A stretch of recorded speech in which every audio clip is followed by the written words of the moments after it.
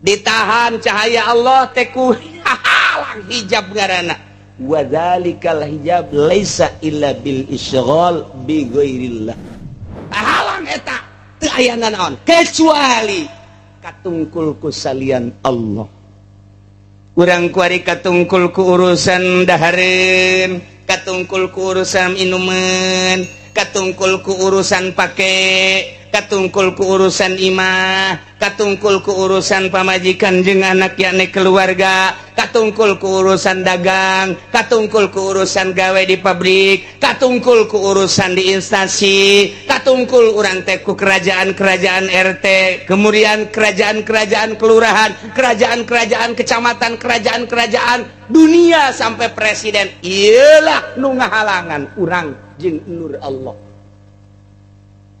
eta nu ngahalangan ka urang hayang luhur urang hayang mulia urang hayang agung ngahamba urang teh kahalangan ku eta nu manta ketika urang mau jadi hamba nu sabener-benerna hamba sakumaha para rasul para nabi terutama kangjeng nabi urang kangjeng nabi Muhammad sallallahu alaihi wasallam nur Gusti Allah bakal nyorot ka babi qadri ku ukuran izalatil hijab leungitna hahala urang bakal dikasapkeun ku Gusti Allah urang kuari geus teh katungkul ku urusan dahar ku urusan minum hiji bae tawakkaltu Allah urang kuari teu kahalangan teu kasigol ku urusan dagang jeung tani Allah urang teu kahalangan ku urusan jabatan keagungan kemuliaan kerajaan segala rupa teu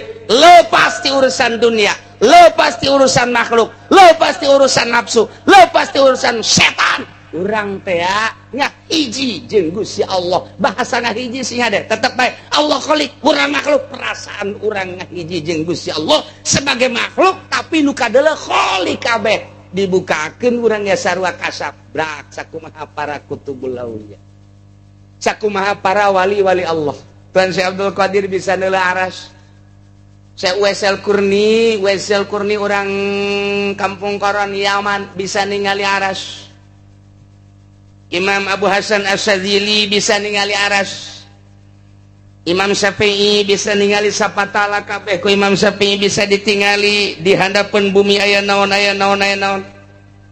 Imam Malik sarua bae bisa neuleuh malaikat di luhur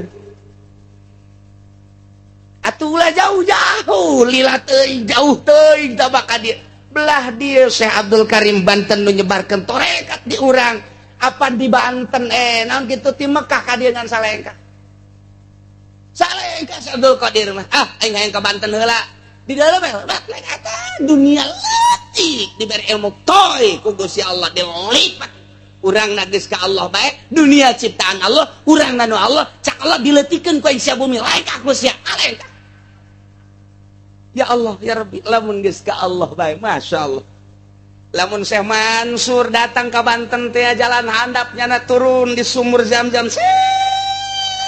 muncul di Cibulakan ya Allah ya Rabbi lamun Syekh Pamijahan nyana berangkat sarua bae nyana perem aya di Pamijahan ya Allah nu mantap kamari ge aya nu dongeng kumaha macan jadi wali kamari kunaon emang begitu naik ke kapal cek kayak di Jidah hees bae meureun tah mah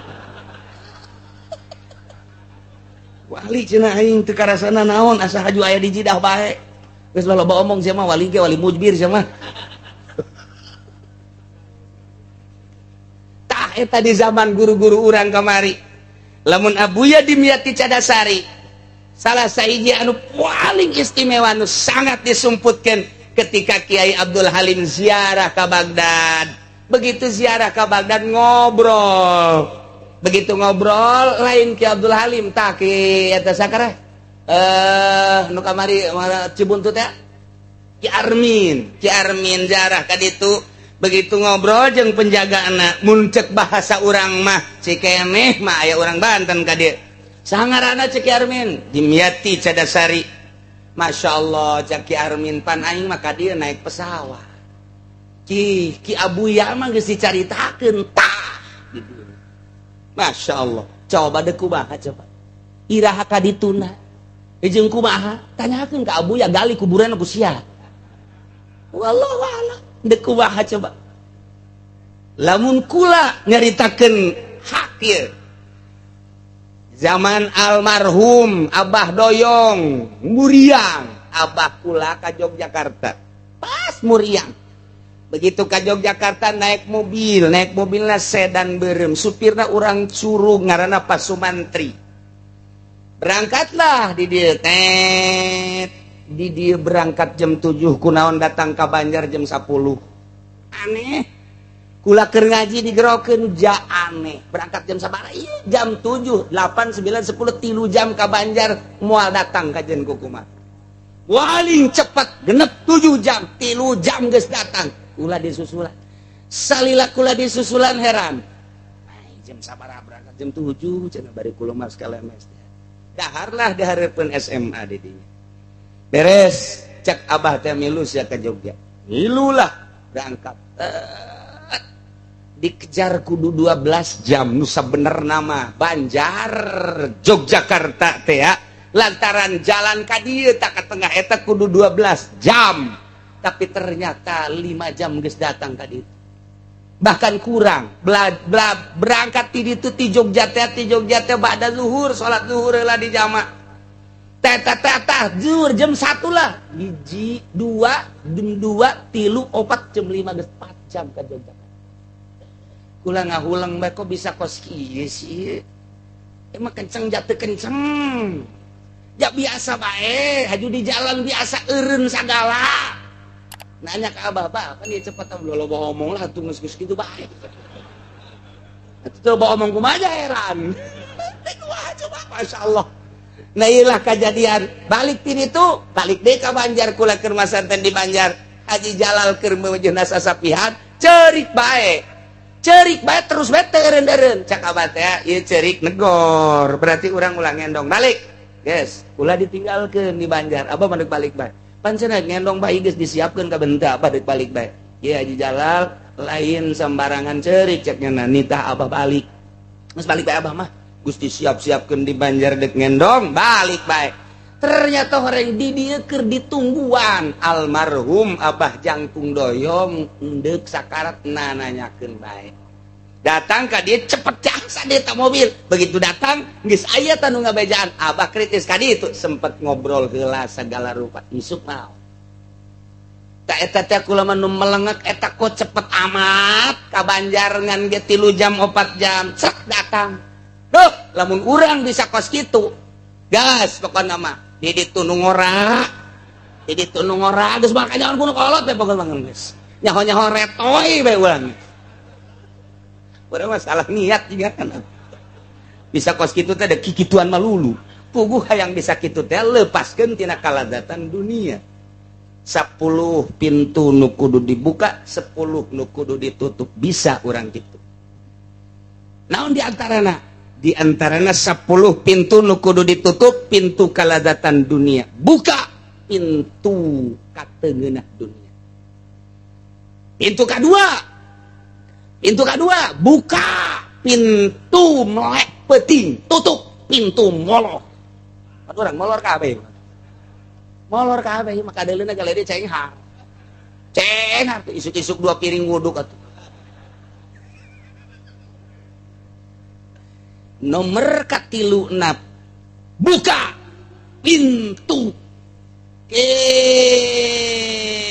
naon ngaranna pakir, tutup pintu sugih.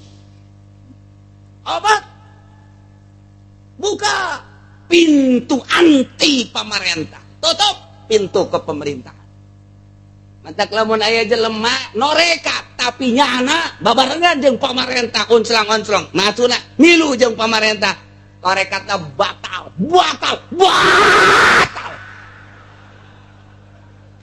Lain lalaga aya atuh aya jurus-jurusna. Namun jurusna moal bisa ngomong kos kitu. Aya jurus-jurusna. Lah, nomor kalima anti kana dunia. Pintu dunia tutup. Buka pintu akhirat.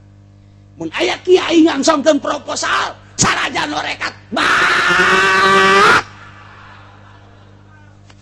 atuh geus jaya jurus-jurus tak malin teruskeun ku aing kabeh jabaratal kabeh 10 nutup 10 muka atuh aya jurusna keun malin teruskeun elana sebab ngababu ka urang kabeh asa dibabukan mah urang atuh kabeh dan kuwahan kagenep ulah sok ngahayu-hayu jelema anu zalim tutup pintu kezaliman buka pintu keadilan boro-boro urang nu zalim ngadukung jelema zalim ge mun norekat batal mantap kiai nu aya di dieu atuh baratal kabeh ya kamaripan bener kan Pun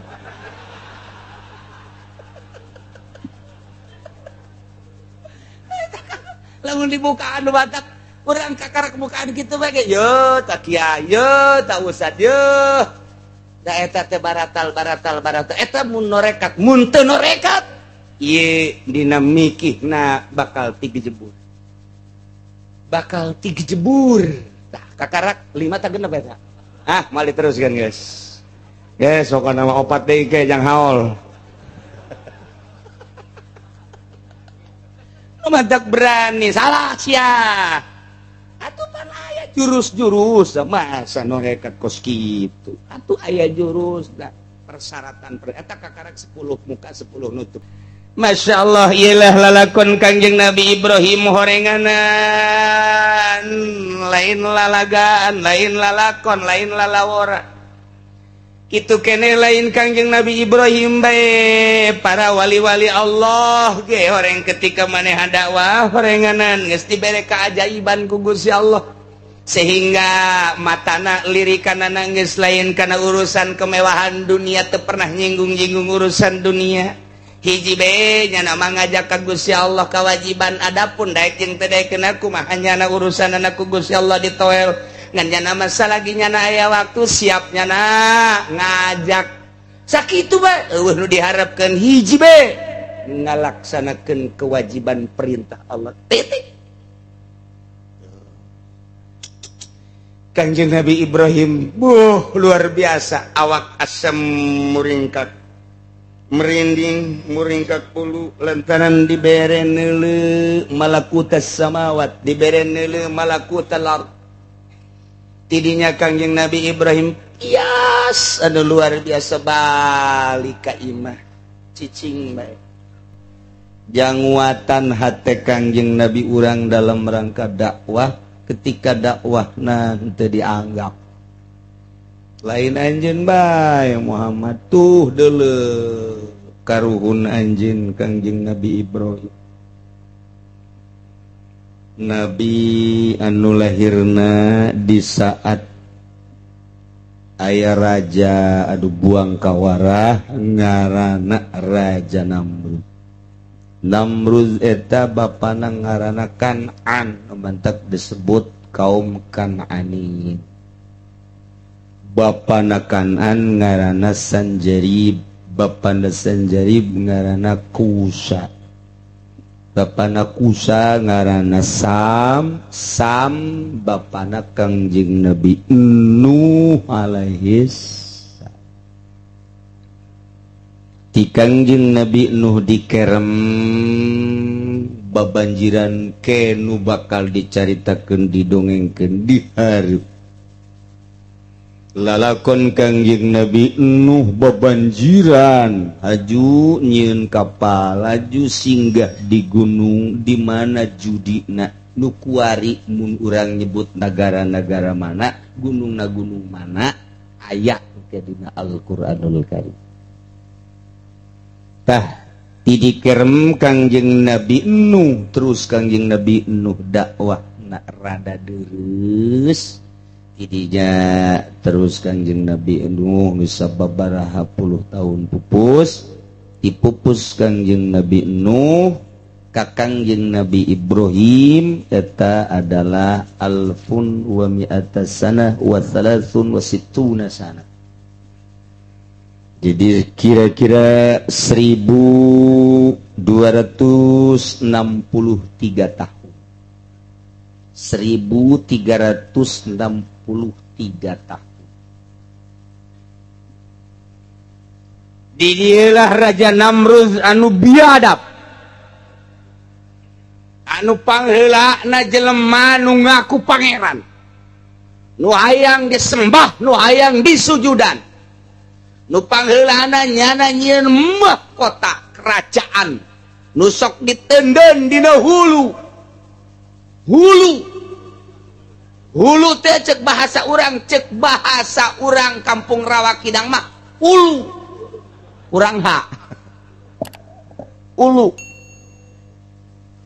Nah ieu Raja Namrud sakumaha kamari geus didongengkeun kakara sababaraha persen. Kangjeng Nabi Ibrahim kuari geus rada gede, cek sakaol umur 7 tahun nya geus bisa nyarita kanu jadi indungna menrebuk. Saha anu ngurusan emak? Man Robbi saha anu ngurusan Nabi abdi? Cek mana anak atuh nu ngurusan siapa? Ibrahim emak. Wa man rabbuk nu ngurusan emak? Nu ngurusan mama bapak sia.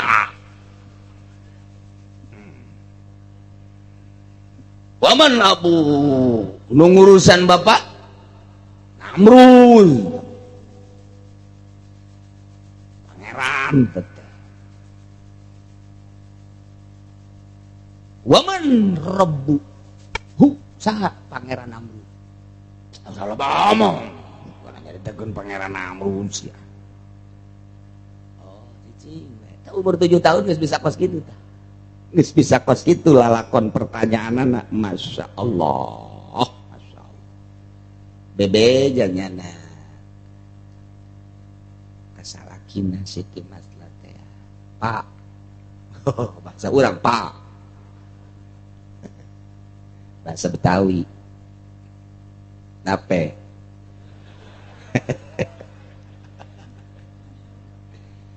Itu anak kita kok pertanyaannya begitu aneh. Nah apa emang? Ya kan raja itu kan ketakutan sama anak yang lahir. Katanya dia yang akan merusak kerajaan dia itu anak yang baru lahir. Itulah yang akan merusak. Tanda-tanda merusaknya sudah ada pada anak kita tuh pe.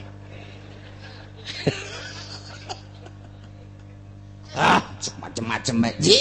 Coba kita tanya kan itu tanya. Coba tanya. Di deketan ku Azhar di sisi gunung dah. Ditanya, naon Ibrahim? Oh Abah, cek dia teh. Naon emang? Ya Abah, he Abah, man Rabbi. Saha nu ngurusan abdi? Kola, cek Abah na omok. Bapak anje, emak anje nu ngurusan anjeun mah. Bedong, nyusuan, terus kuari ngasuh-ngasuh manjeun. Kala cek Kangjeng Nabi Ibrahim, fama rabbu ummi? Anu ngurusan mak? Kala cek bapana, atuh anak tama. Ngurusan mak sia mah atuh aing. Cek Kangjeng Nabi Ibrahim, fama rabbuk? Anu ngurusan abah saha? Namrud. Ngurusan abah mah Namrud. Cek Kangjeng Nabi Ibrahim, fama rabbu Namrud? Pangeran Namrud saha?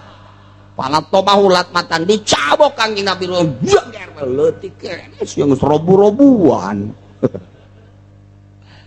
Teu cicing Kangjeng Nabi ngaranna ge budak ieu. Kangjeng Nabi Ibrahim teh kok ditanya si teu ngajawab edan nyabok. Yes, baralik deui jana mah di dinya bae eta.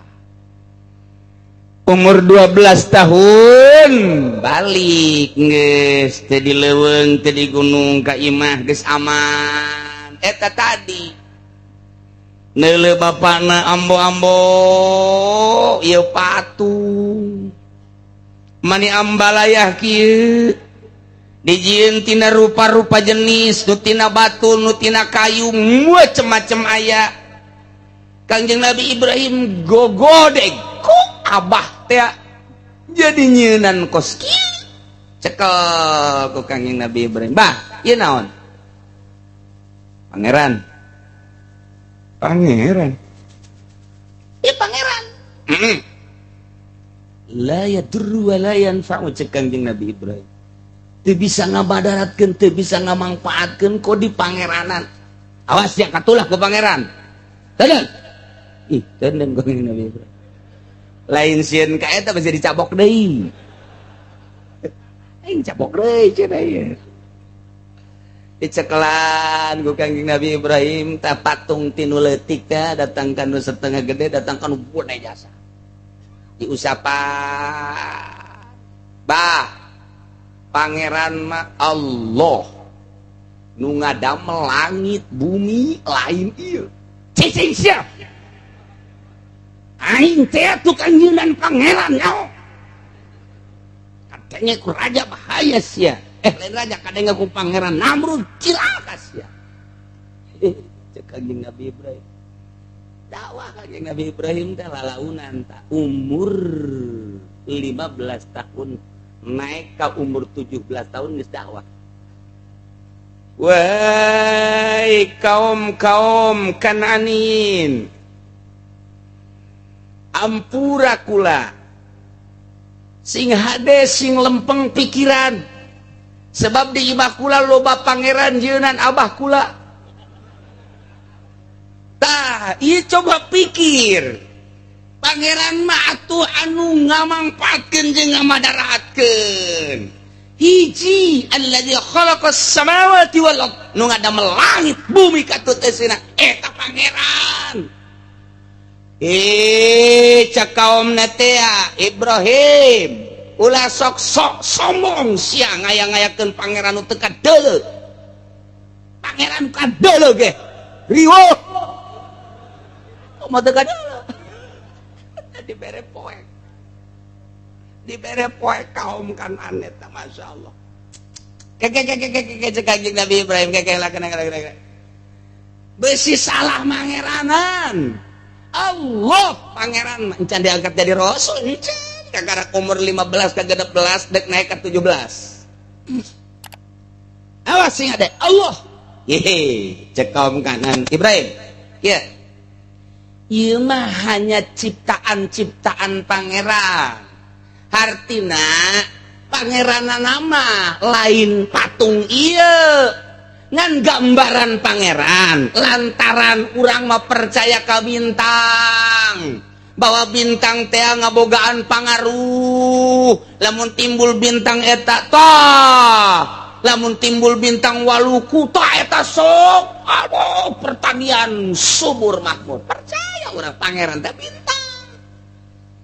lamun aya bintang na kadeuleu ku urang bintang ronyok disebutna bubuahan bakalna ambalayah loba percaya urang ayo dengekeun ku sia jadi digambarkeun bintang-bintang tersebut nah iyalah dipatungkeun nu jadi pangeranana ba bintang ngan kulantaran bintang mah di luhur langit teu kadeuleu wujudna nu asli digambarkan dibentukkan patung tak iya patung teh pangeran bentuk pangeran bintang nyaos ya cek Kangjeng Nabi Ibrahim tetep bae bintang teu boga pangaruh komo ieu mah patung siapa teh nyaho ke lamun ku aing kadeuleu bintang waluku sia nyaho nyaho sia bintang waluku aya bintang ronyok ada bintang bulan gitu tah set siapa teh nyaho sih kakarak hirupna kakarak sabaraha poe sia ya pangeran mah nu ngamangpaatkeun ngamadaratkeun eta patung dicekel ku Kangjeng Nabi Ibrahim diusapan huluna mun nya pangeran coba pangnepakeun pangeran ye cekel huluna tah huluna dikieu-kieu ku Kangjeng Nabi Ibrahim ku teu percaya-percayana dikieu-kieu pangeran meneng saos diusapan dojana mun nya ge pangeran meureunana nya namanya dikieu-kieu cicing bae ente bae lamun ku diusapan hulu barah namanya pangeran cicing dah geus ulah loba omong urang bawa ya ka dieu ka sisi kali yuk pangeran yuk ayo dibawa digotong ta pangeran teh ka sisi kali dek dinaonkeun Gusti Ibrahim ndek diasupeun huluna ka cai ini beradian jasa kanjeng Nabi Ibrahim saat Raja Namrud galak jasa di tengah-tengah Raja Namrud dek ngabunuh jelema nu ngarusak kana karajaannya na kapangeranannya na di tengah-tengah kaum lagi secara rembah ka Raja Namrud geus pangeranan ka Raja Namrud Allah Maha Kawasa cal kanjeng Nabi Ibrahim gagah na teu kira-kira Maha Kawasa Allah dielek kaumna ayo bawa ke kali ayo bawa diiring ku puluhan jelema dek dinaonkeun Gusti Ibrahim ndek di pandian coba Gusnya di pandian ku kanjeng Nabi Ibrahim huluna heula diheulakeun kaca sikitukeun dikitu-kitu kok hai pangeran eta pangeran antapkeun coba ngamuk teu pangeran ieu di kieu-kieu ya Ibrahim naon henteu di kieu-kieu dicekel bae ku bapa kanjeng Nabi Ibrahim sia kakarak sabaraha poe hirup sia balik sia waduh, ya pangeran tersohor ya. Jadi orang laun ngadengkeun kos kitu teh kos lalagaan. Tapi gitulah kanjeng Nabi Ibrahim. Masya Allah, Maha Kawasa Allah. Kabejaakeun ka Raja Namrud. Aya seorang anak muda ngaranna Ibrahim putra daripada Azar mawa pangeran nyana ka kali. Aju dinaonkeun? Pangeran di pandian. Bagus cek Raja Namrud. Bagus. Emang gua bulu lah dikitu-kitu. Wah mainnya. Gula nyaksian. Aja pangeran teu ngalawan. Henteu. Kunaonnya pangeran di teu ngalawannya. Pan jadi kieu raga-raga. Cek Raja Namrud aturan pangeran ngalawan. Guys, kuari mah lantaran pangeran eta teu ngalawan, ye. Pangeran ieu bakal ngalawan. Wow, bener pangeran. Lawan tenang heula antepkeun heula sejauh mana nyana ulah ka dipanggil ulah ka dikukumakeun sejauh mana heula nyana ngalawan ka pangeran Namrud kunaon tah Raja Namrud nu sakitu galakna kotuan geus diberesieun di jero hate Masya Allah kabeh musuh-musuh Allah Firaun Namrud menghadapi rasul-rasul Allah teh encana naon geus sieun nu sabenerna mah kos jawara ngahareupan wali atuh sieun sabenerna mah sabenerna mah birita geus gaduh kaplok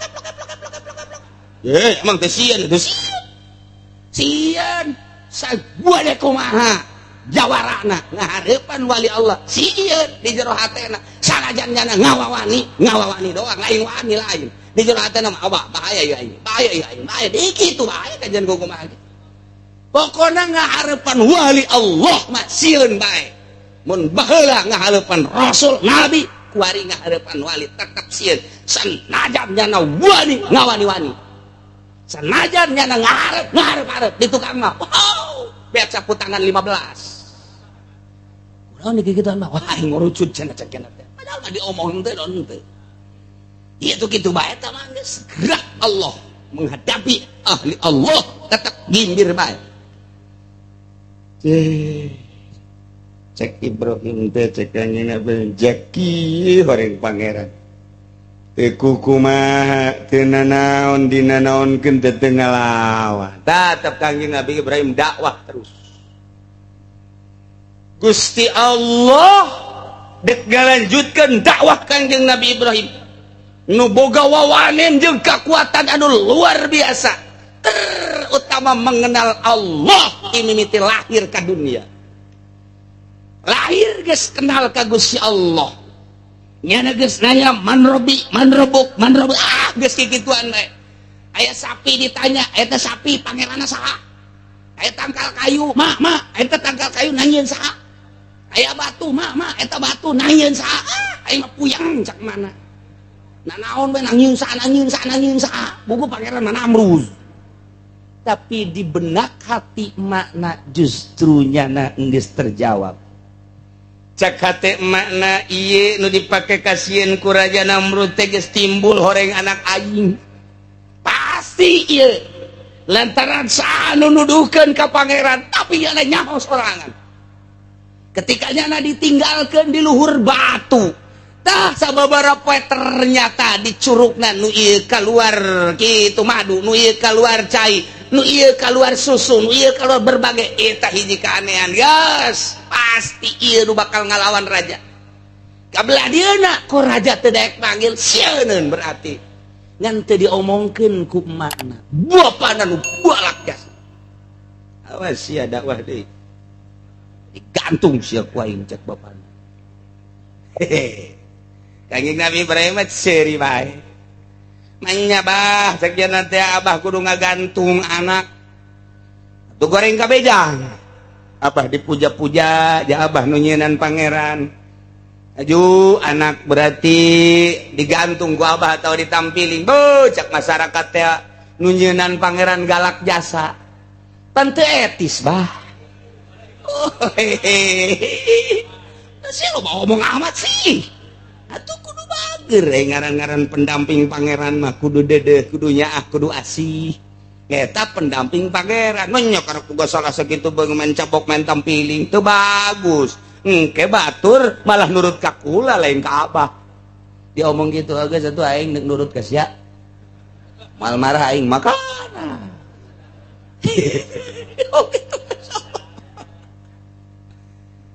samemeh Kangjeng Nabi Ibrahim dakwah terus ka unggal lembur dakwah ka unggal daerah ku Allah dibere heula Kangjeng Nabi Ibrahim kaistimewaan supaya mantep dina dakwahna teu sambarangan dakwah beusi ke dakwah orang hayang dibayar ulah seuri aya di dieu beusi ke nyada dakwah hayang kedudukan beusi ke nyada dakwah hayang ngadakwahkeun seseorang supaya naik di singgasana beusi ke nyada dakwah salah orang hayang da ganti ban mobil beusi nyada dakwah hayang agung jeung mulya beusi salah dakwahna maka ku Gusti Allah dipanggil heula Kangjeng Nabi Ibrahim wa kadzalika nuri Ibrahim malakutas samawati wal ard waliyakuna minal mukinin sakumaha Kangjeng Nabi Ibrahim geus bisa deuleu kana kasasaran bapa jeung kaumna bahkan nyasarkeun ka kaum-kaum ku Gusti Allah Kangjeng Nabi Ibrahim teh dipanggil secara khusus ditinggalikeun ku Gusti Allah teh kaistimewaan kerajaan Gusti Allah nuri Ibrahim Kangjeng Nabi Ibrahim teh dibere hayang berangkat deui ka tempat semula di mana Kangjeng Nabi Ibrahim teh dititipkeun di luhur batu di dinya dikusa di tela antara ieu gunung teh Kangjeng Nabi Ibrahim kadinya sorangan ningali tangga ka luhur langit ningali deui tungkul ka bumi tanggah deui ka langit tungkul deui ka bumi di deuleu sekitar gunung Masya Allah kaayaan Kangjeng Nabi Ibrahim teh sorangan blak bae ku Gusti Allah langit dibere muka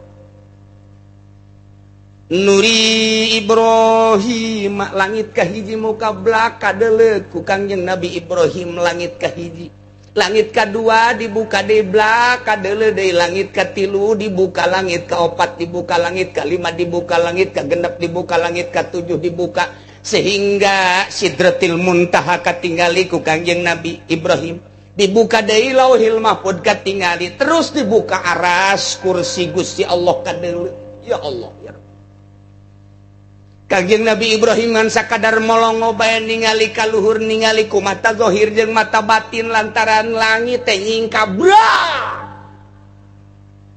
tidinya keanehan jeung keistimewaan keajaiban anu aya di luhur langit berikut malaikat-malaikat tak katingali ku Kangjeng Nabi Ibrahim bahkan Kangjeng Nabi Ibrahim teh bisa ningali surga jeung neraka bahkan Kangjeng Nabi Ibrahim geus bisa ningali pitempateun sorgana nujang anjeunna ya Allah ya Rabbi. Tidinya eta langit teh nutup deui tungkul ku ari Kangjeng Nabi Ibrahim, langit beres bumi meulah. Berat bumi kahiji kadele naon nu aya di lapisan kahiji, buka deui lapisan nu kadua, muka dua lapisan nu katilu, muka deui lapisan nu kaopat, kalima jeung kagenep katujuh datang ka sapatala kahandap kadele kabeh.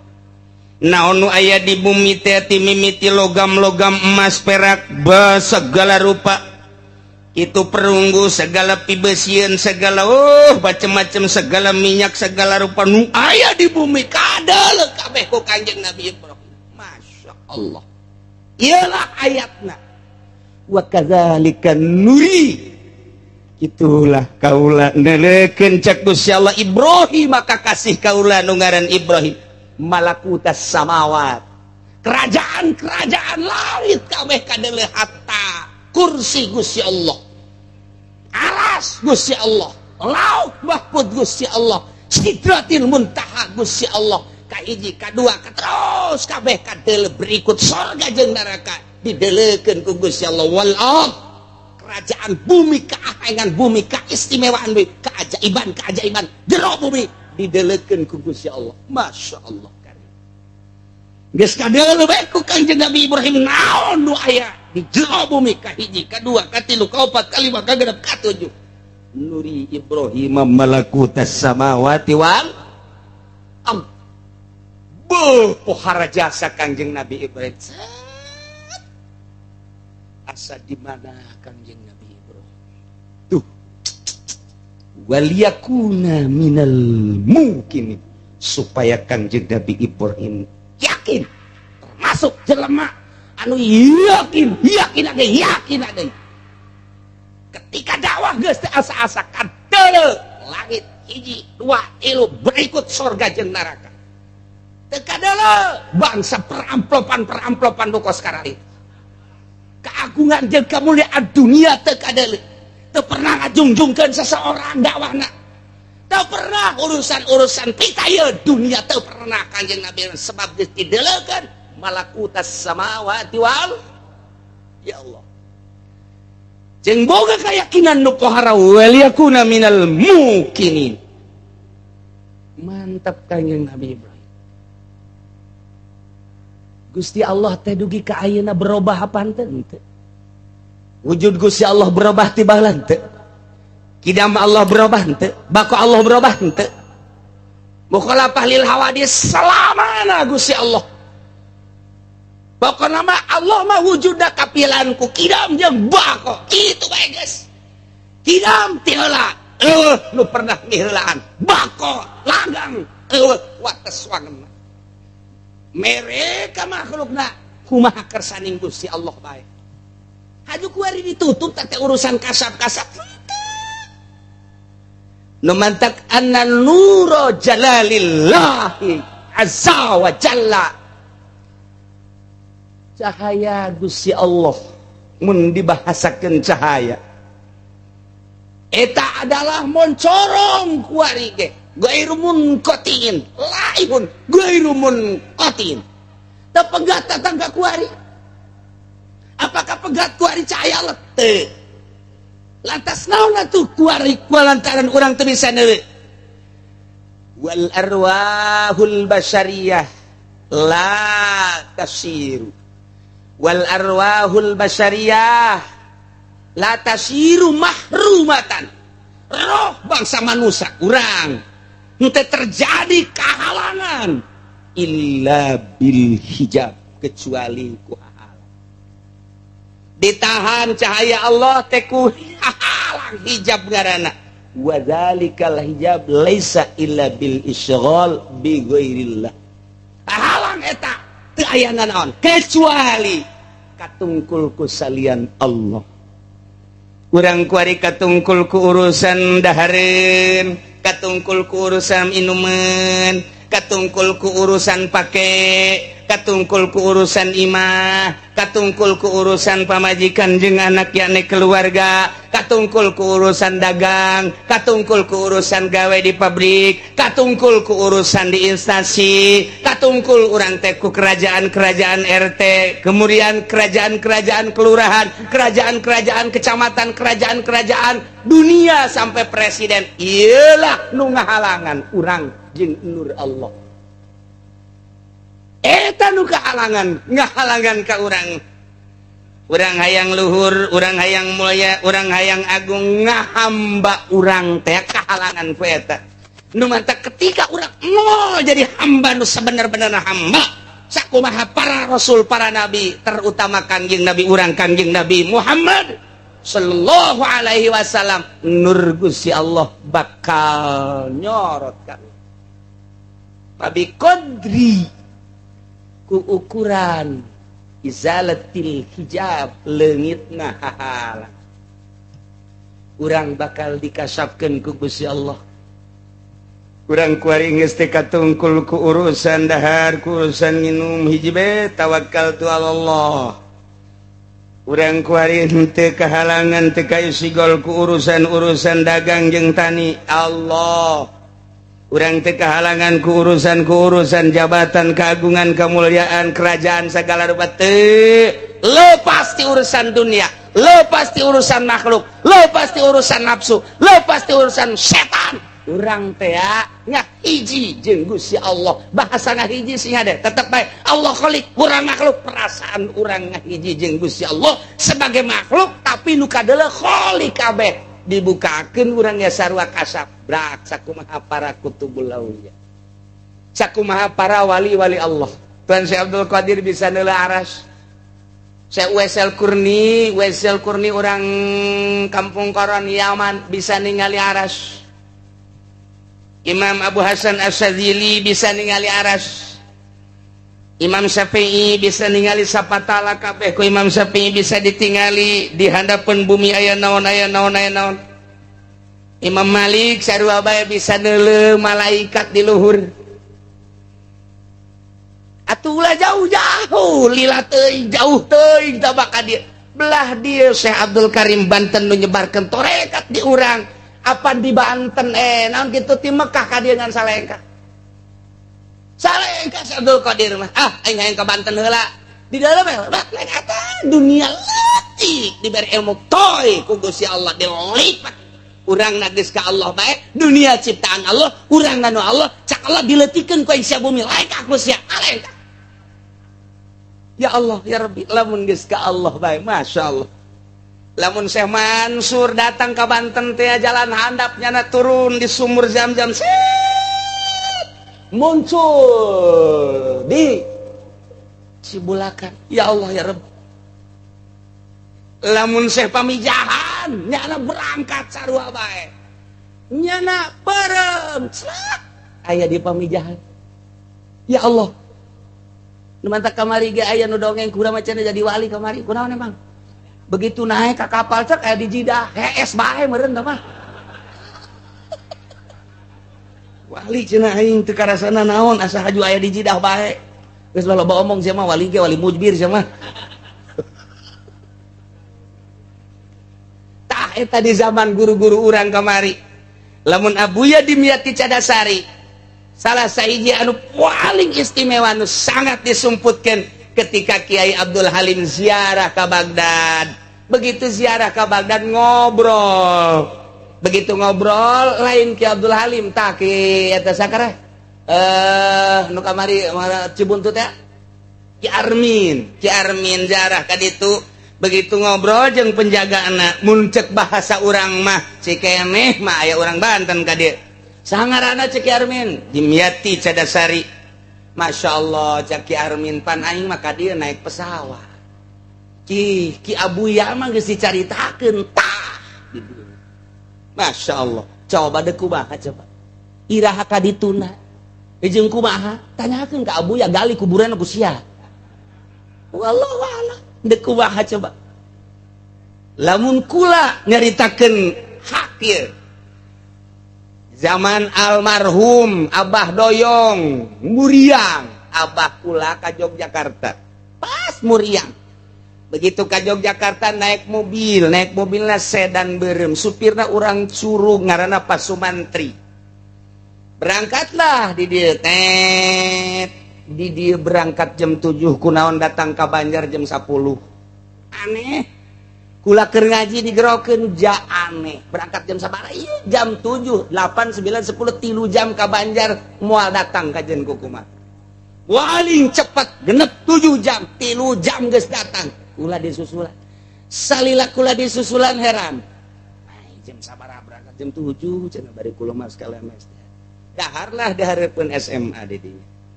Beres cek Abah teh milu sia ka Jogja. Milulah berangkat.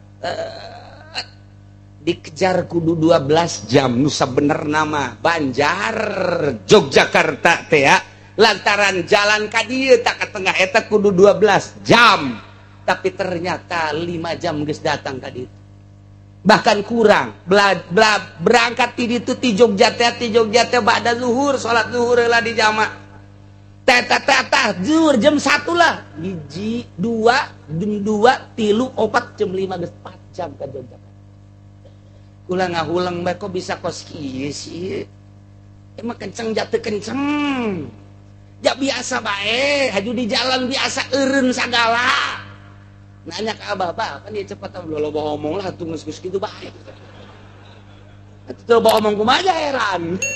Teh kumaha coba masyaallah. Nah iyalah kejadian balik ti ditu, balik deui ka Banjar kula keur masanten di Banjar. Haji Jalal keur meujeuhna sasapihan, ceurik bae.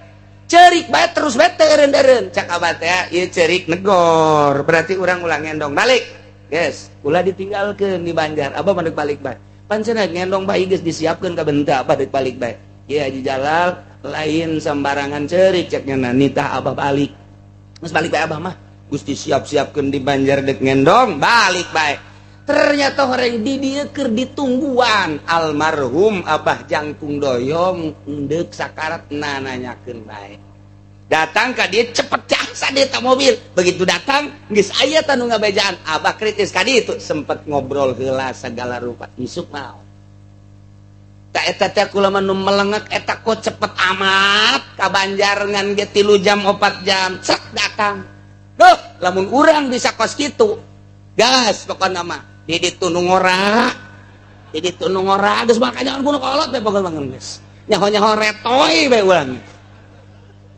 urang masalah niat juga kan bisa kos kitu teh ada kikituan malulu puguh hayang bisa kitu teh lepaskeun tina kaladatan dunia 10 pintu nu kudu dibuka 10 nu kudu ditutup bisa urang kitu naon di antarana 10 pintu nu kudu ditutup pintu kaladatan dunia buka pintu kateungeunah dunia pintu kedua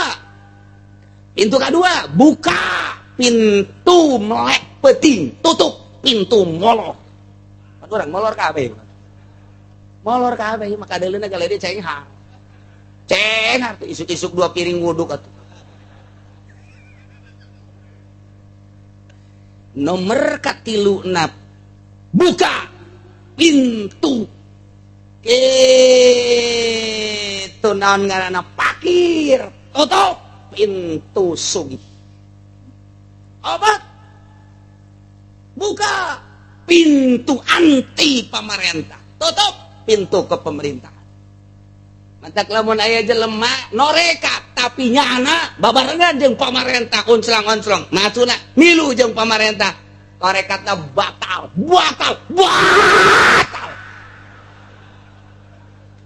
lain lalagan ya aya jurus-jurusna lamun jurusna moal bisa ngomong kos kitu aya jurus-jurusna lah nomor kalima anti kana dunia pintu dunia tutup buka pintu akhirat mun aya kiai ngangsongkeun proposal sarajan norekat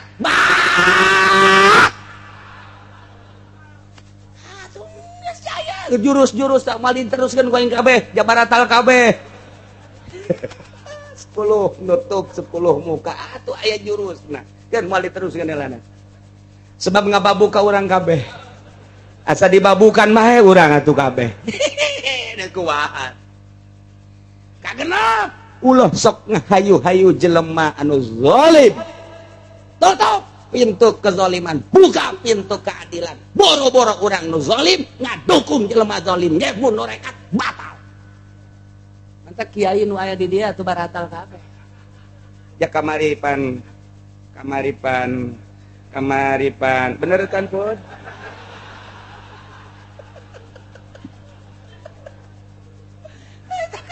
lamun dibukaan nu batak urang kakarak bukaan kitu bae yo tak kiai yo tak ustad yo da eta teh baratal eta mun norekat mun teu norekat ieu dina mikihna bakal tigejebur tah kakarak 5 tak genep eta mal diteruskan guys sok nama opat deui ge jang haol mantap berani salah sia atuh pan aya jurus-jurus masa norekat kos kitu atuh aya jurus da persyaratan eta kakarak 10 muka 10 nutup encan deui persyaratan anu lain kadeuleu engke jelema nu ngahamba ka Gusti Allah sanajan make lepis sanajan buuk dibeureman sanajan make jaket kulit sanajan kuku mage aya tanda-tanda bahwa nyana kerjeng Allah eta mah dirahasiakeun sanajan make jubah udang-udang tilu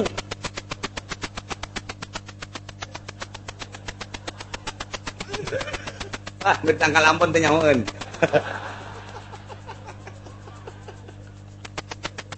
atuh aya jeung pamarentah bae jeung dunia mah dunia bae kadeuleu jubah tinggal jubah udang-udang tinggal udang-udang sebab aya tanda-tanda BHS samping BHS bae sanajan diganti atlas juga BHS disalirukeun cenah merekna Gajah Depak BHS bae kuari urang meuli gajah duduk ganti merekna ku BHS disengsarikeun budak ceuk budak Pak ieu samping naon ieu BHS deuleu merekna pan asana kiamat ya BHS sok banget deuleu merekna asana lain ceknya dia BHS mah ngiliprik BHS keluaran anyar BHS keluaran anyar mah korupsinya banyak budak leutik ge jangun BHS mah BHS Gajah Depak masa liru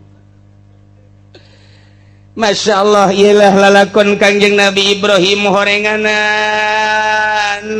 lain lalagaan lain lalakon lain lalawora kitu kene lain Kangjeng Nabi Ibrahim bae para wali-wali Allah ge horeng ketika maneh dakwah horenganan geus dibere kaajaiban ku Gusti Allah sehingga matana lirikanana geus lain kana urusan kemewahan dunia teu pernah nyinggung-nyinggung urusan dunia hiji be nyana mangajak ka Gusti Allah kewajiban adapun daek jeung teu daekeun aku mah hanya urusan anakku Gusti Allah ditoel ngan nyana masa lagi nyana aya waktu siap nyana ngajak sakitu bae eueuh nu diharapkeun hiji be ngalaksanakeun kewajiban perintah Allah titik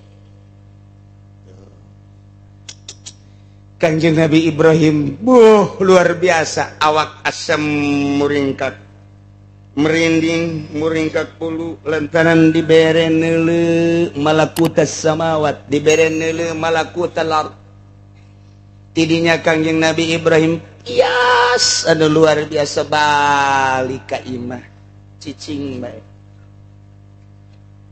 cicing lantaran lain alam lain rarasaan tas deuleu kitu teh lain rarasaan embung neuleu ka makhluk embung ngadenge suara makhluk beneran di jalan memeh datang ka imah saeutik deui ka imah nyana ningali jelema anu keur kikieuan ka patung Nabi Ibrahim digerokeun ku Kangjeng Nabi ya fulan tah digerokeun ku Kangjeng Nabi Ibrahim lain nyampeurkeun boleh papae cicak Kangjeng papae kaget lantaran nyana keur menyatu jeung Gusti Allah berangkat deui nyana begitu berangkat deui ka panggih deui jeung jelema anu keur maksiat digerokeun ya fulan talina hai sia ka dieu balak lantaran nyana tas neuleuh malakutas samawati wal ard dalam munkarat dalam maksiat teh nyana teh benci anu luar biasa digerokeun ku nyana begitu ngaliat lain nyamperkeun paeh deui Bang Jay cek depan paraeh ya kumaha cek ya kumaha ieu jadi paraeh kieu aduh kaget Kanjeng Nabi Ibrahim lagi kaget paeh ngementek ayalah teguran ti Gusti Allah cek Gusti Allah ya Ibrahim wahai Ibrahim anjeun lantaran keur meujeuhna ngahiji jeung kaula anjeun tas ditinggalikeun malakutas samawati wal ardh kuayana sakitu ulah sambarangan anjeun gura-gero ka jelema sejuta kali anjeun hayang ngabebener jelema hayang ngalurus-lurus jelema tetapi moal karwateun jelema kajen kukumaha ge ulah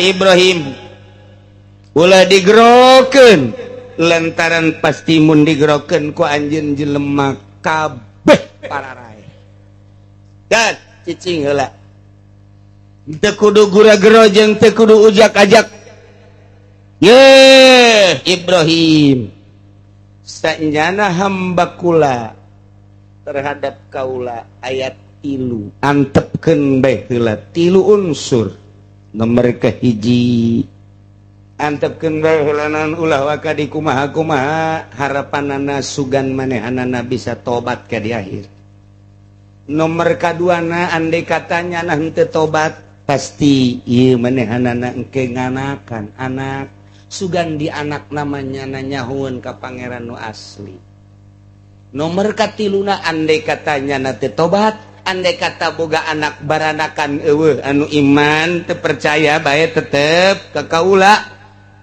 engke ku kaula bakal dihudangkeun kumaha kersa kula nu dihampura ku kula diasupkeun ka sorga cek Gusti Allah anu kukula teh dihampura di kanarakakeun geus teh mah urusan kaula cek Gusti Allah manganya ngakeun cek Kanjeng Nabi Ibrahim langsung ka imah Kanjeng Nabi Ibrahim cicing bae nikmatna luar biasa ngarasakeun malakutas samawati wal ngeunaheun babarengan jeung Gusti Allah tah sakumaha cerita-cerita dongeng-dongeng kisah-kisah ahli Allah nu mantaknya na betaheun jasa di imah nage lain di imah tapi di jero kamar nage di jero kamarna deui sorangannya na teh munajat ka Gusti Allah kon nikmat amat manggih peuting teh bungah jasa lantaran saat batur karereknya na tadarru ka Gusti Allah kong ngeunaheun amat ieu Gusti duaan doang jeung Gusti saat batur terlena dina hirup nage dina hudang nage komarasiat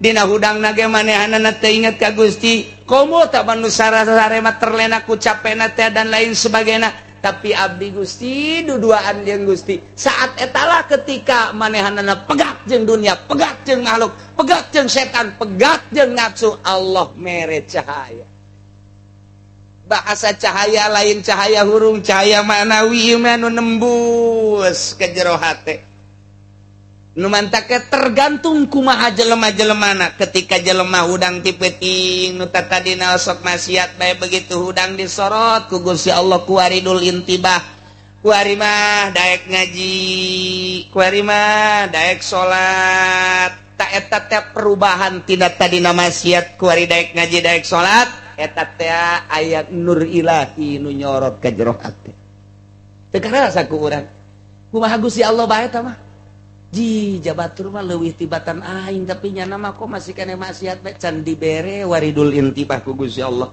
cahaya ketuhananana geus jero hate lantaran kuari ngaji bae sabulan 2 bulan satahun 2 tahun ku Gusti Allah memang dikehendaki seperti eta disorot kuari dul yaqdha brai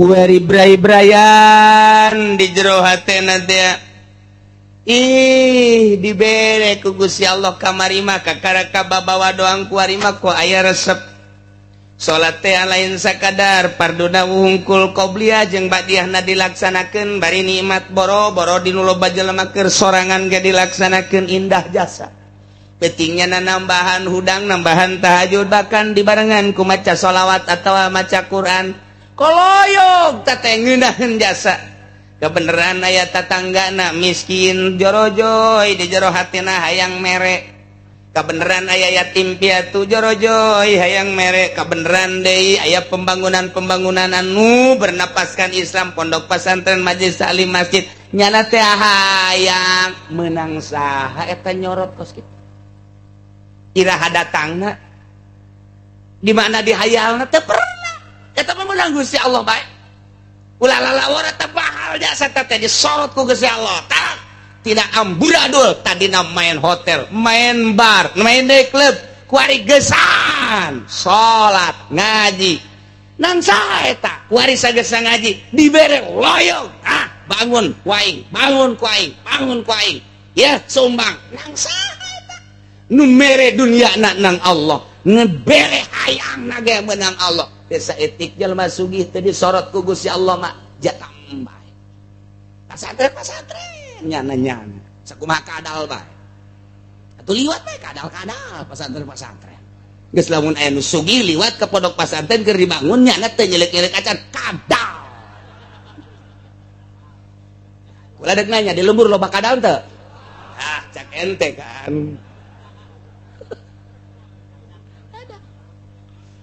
nang sae teh nyorot kuari makin deket ka Gusti Allah makin terlena nikmat ibadah ka Gusti Allah lantaran nyana terus berguru terus zikir terus kok indah kok ngeunaheun embung ka mamana nyana cicing bae di imahna kelan remote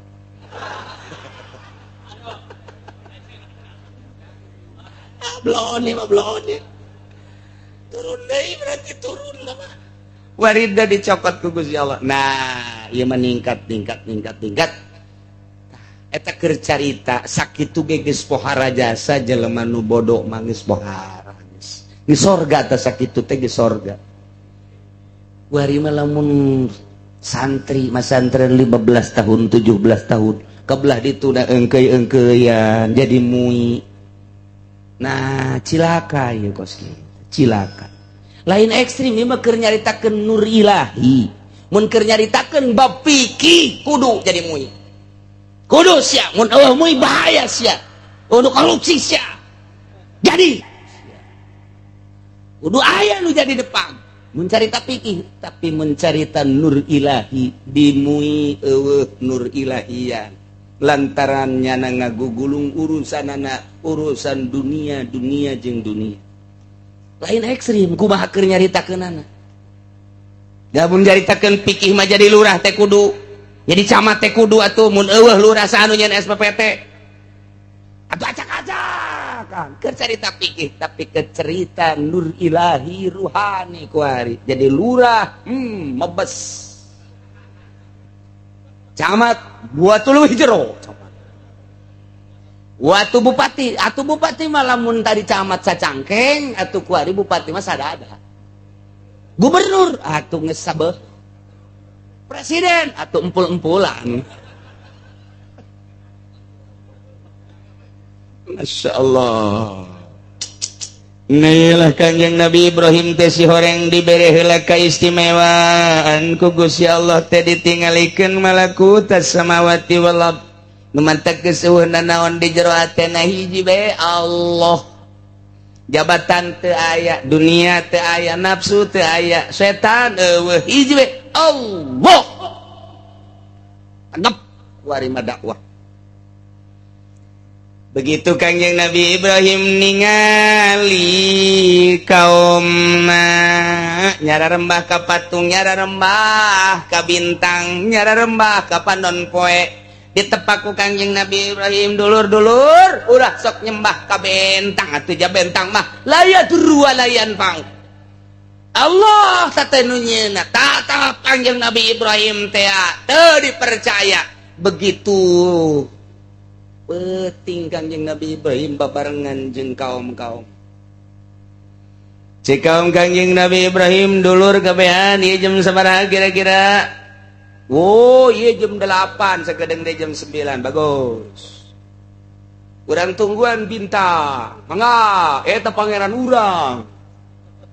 Kitu Ibrahim hebat atuh di jelema mah. Kudu akur jeung urang nyembah ka bentang urang akur jadi urang sauyunan. Kudu cara manuk dadali.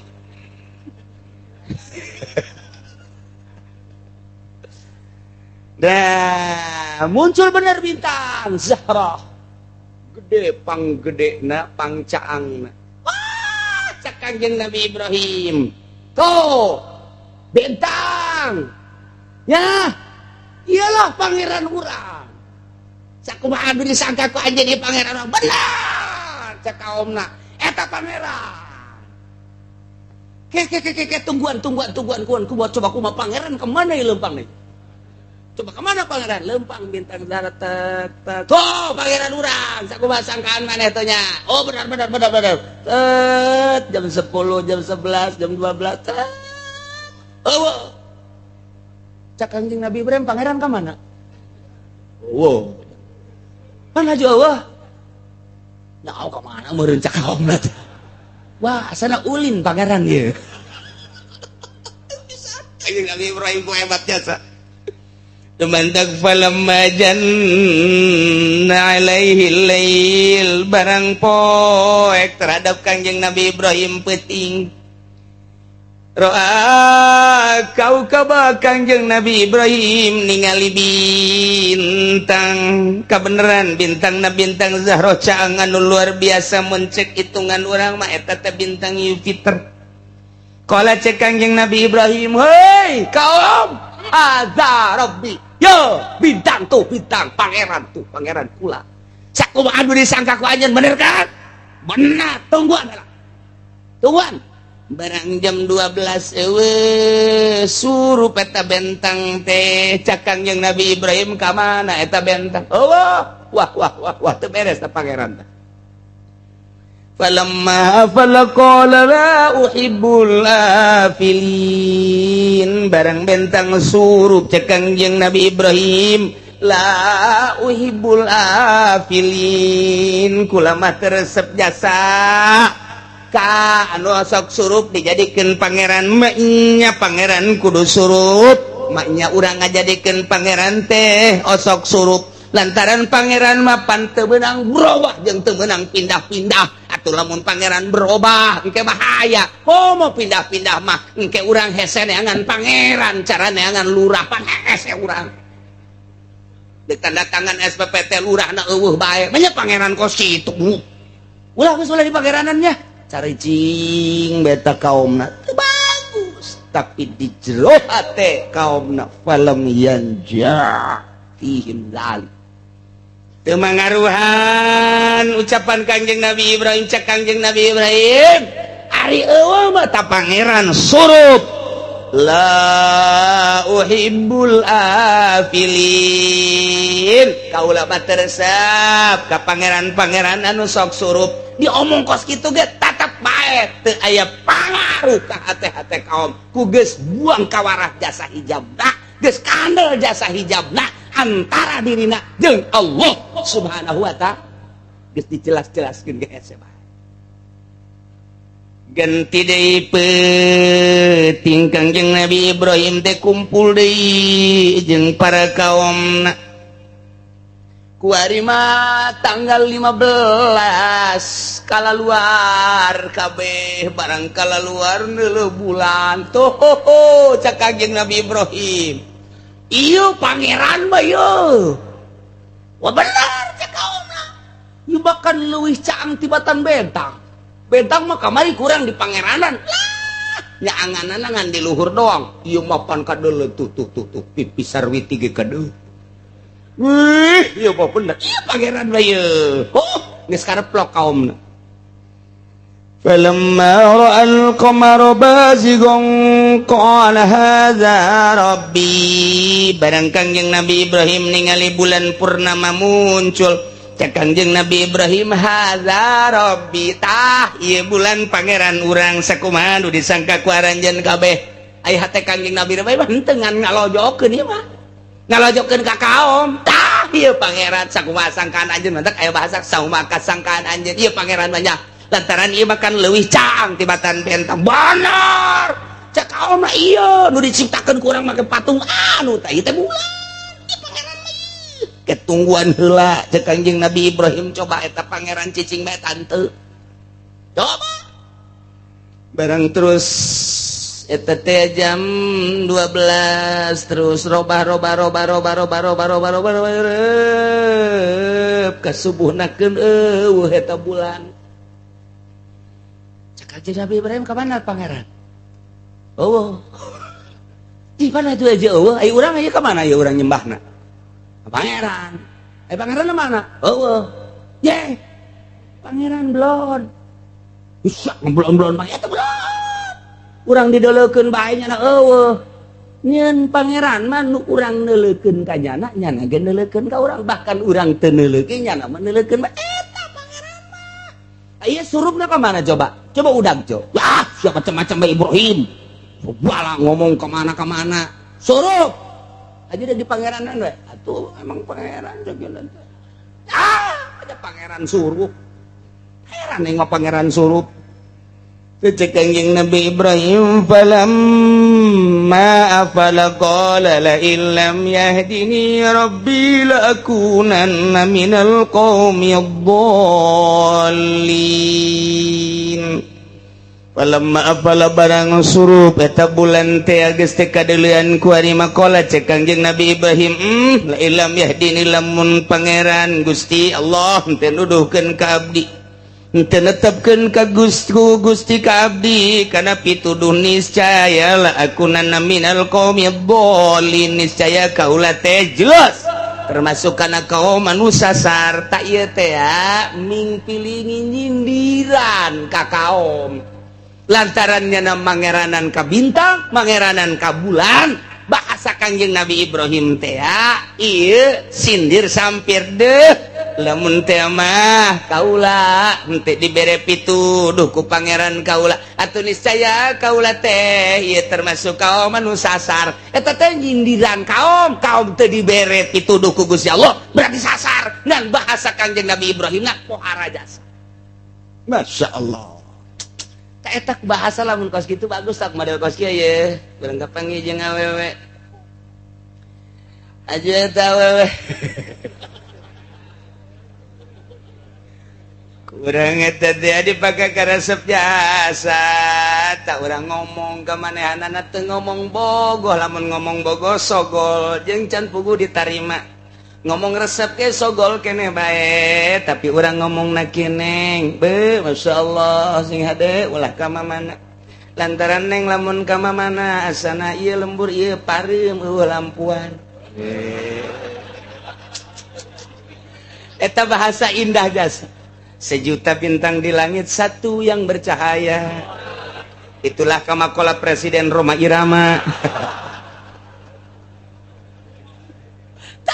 eta bahasa indah jasa eta kieu benengnya ki ulah ka mamana lantaran loba jasa nu resepkeun da neng mah teu bebejanyana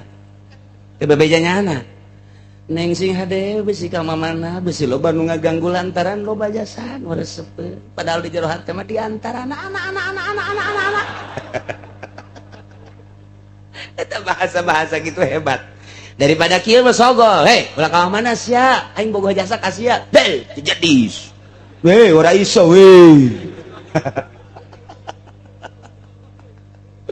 eta kan gitu babari nolak tapi lamun kos kitu mah panjenengan ge waduh bekah liang irungna Pak waduh masyaallah neng sing adenya pan neng terang da mah loba nu nungguan neng can idahnya loba nu nungguan sing adenya penyana eta indah ta bahasa ieu kos ieu bahasa Kangjeng Nabi Ibrahim masyaallah. qala la illam yahdini rabbi la akunanna minal qaumidh dhallin. Pan Kangjeng Nabi Ibrahim geus dibere malakutis samawati wal ardh ya atuh kudu mangeranan ka bulan. Allah pokoknya ada dakwah ngajak ke Allah tapi pan hadarobi eta teh mingpilingi ngaranna cek Jawa cek bahasa orang mah sindir sampir. Nah ieu kaum teh mangeranan ka bulan Gusti lamun Gusti teh nuduhkeun ka abdi teh dibere hidayah jeung pituduh ku Gusti anu kuat atuh niscaya abdi tang abdikeun abdi teh termasuk atuh kaum anu sasar pada eta teh nyentuh kena kaum mah aing anu teu dibere hidayah mah berarti aing sasar sarojeng kitu dititana mah kitu tapi ngomong kitu teh can kaartieun teh bolong. Teruskan falamma ra'a asy-syamsa bazighatan qala hadza rabbi hadza akbar. Falamma ra'a barang neuleuh Kangjeng Nabi Ibrahim asy-syamsa kana panon poe bazighatan tah kaisukna muncul panon poe kaumna digerokeun puluhan kaum bahkan ratusan kaum cak Kangjeng Nabi Ibrahim. Oh iya pangeran mah gede jasa. Haza akbar leuwih gede tibatan bintang leuwih gede tibatan bulan iya pangeran mah keplok kabehan bana Ibrahim ieu mah bisa nyaangan jagat raya boro-boro nu geulis nu jorege kadeuleu boro-boro nu gede jarum potong ge kadeuleu iya pangeran mah ieu pangeran benar coba orang ditungguan tapi ka zuhur ditungguan tapi ka asar ditungguan ka magrib surup cak Kangjeng Nabi Ibrahim pangeran ka mana Ibrahim sia masa lu nanya atuh lain tadi mah keur aya urang bisa neuleuh bisa memandangnya nah bisa nyorot urang ketika orang menta ge kan kunyana kasorot nah kuari keur eueuh nah ieu urang menta na ka pangeran mata poe kumaha nyana teu nyahoon ka urang teu neuleueun ka urang boga pangeranna kudu nu selalu nyahoon jeung neuleueun saha eta aya nun nyieun panon poe lah sia kitu balulu Ibrahim uyang emang ngadenge sia sagedeung-gedeung nu nyieunna sagedeung-gedeung nu nyieunna bentang lain bulan lain peda surut kusia tadi pangeranan heran aing mah kasia cak Kangjeng Nabi Ibrahim kula heran anu eueuh teu kadeuleu wujudna kuari aju teh jaoeun deui geus sembah ye ieu kula mananyakeun kuari pangeran ka mana bae ge nu nyaho. Nah, falamma afalat qala ya qaumi inni bari'um mimma tusyrikun. Cek Kangjeng Nabi Ibrahim falamma afalat barang suruh peta panon poe qala cek Kangjeng Nabi Ibrahim ya qaumi he kaum kaula inni sanyana kaula bari lu barbebas bimatusikun latina naon nu ku anjeun disekutukeun yakni bintang yakni bulan yakni panon poe termasuk patung-patung jeung jirim-jirim anu ngabutuhkeun kanu nyieun nu sabenerna mah pangeranan nu nyieunna cak kaumna kabeh ngomong Ibrahim jol bentang lain pangeran jol bulan lain pangeran jol panon poe lain pangeran patung ambalaya lain pangeran nambut lain pangeran iya tuh mata bodoh lu kanjen disembah saha pangeran anjeun saha nu sabenerna Ibrahim cek Kangjeng Nabi Ibrahim inni wajjahtu wajhiya lilladzi fataras samawati wal arda hanifa wa ma ana minal musyrikin pangeran kaula mah ini sanyana kaula wajahtu menghadapkeun diri wajhi diri kaula dimaksud ibadah kaula mah ye pangeran kaula mah ye nyaeta allazi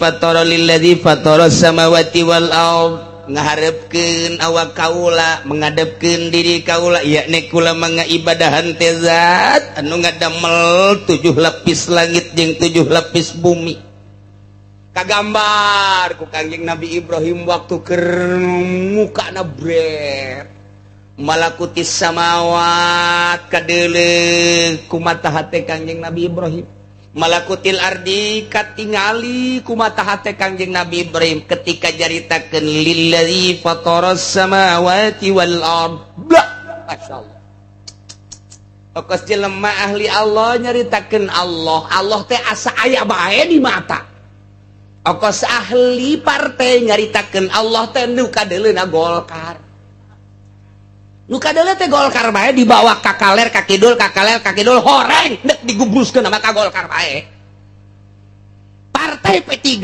kiaina ka kaler ka kidul muluda drajaban suagala tek-tek jeung bengekna atuh ka P3 bae kiai dakwah make hadis make Quran atuh emang neuk kaluhurkeun calon bupati mah ka dieu keneh bae ka di jasa meureun gunyanengnya aya meureun kiaina kuarinya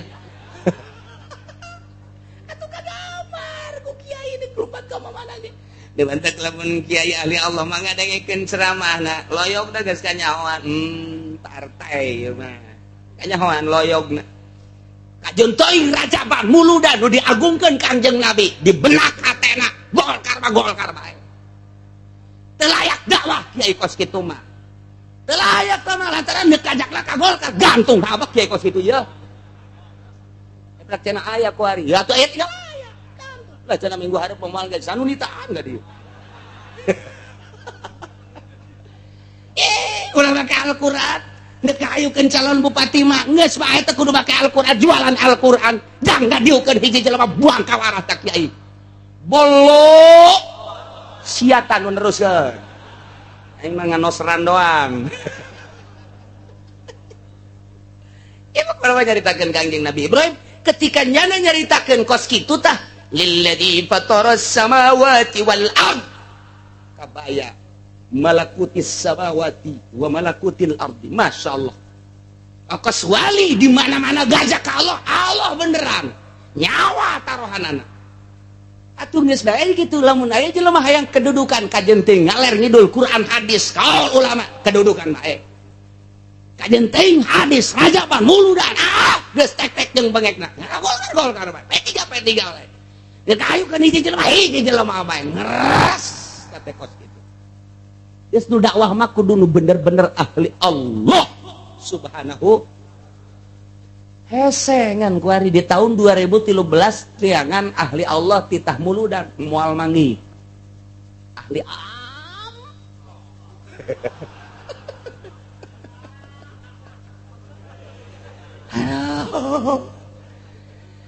tapi aya istilah kieu butuh kuda tidak ada kuda himar pun dianggap kuda butuh kiai ahli Allah ahli Allah ayah ge ahli amplop eta bae gunakeun ka aja nyungsep geus nyungsep kabehan geus masalah geus tidak ada kuda himar pun dianggap kuda waduh Rumi nyombut Jalaluddin Rumi nyaritakeun tidak ada kuda himar pun akan dianggap kuda tidak ada kiai Allah kiai amplop pun dianggap kiai saja nyungsep kabeh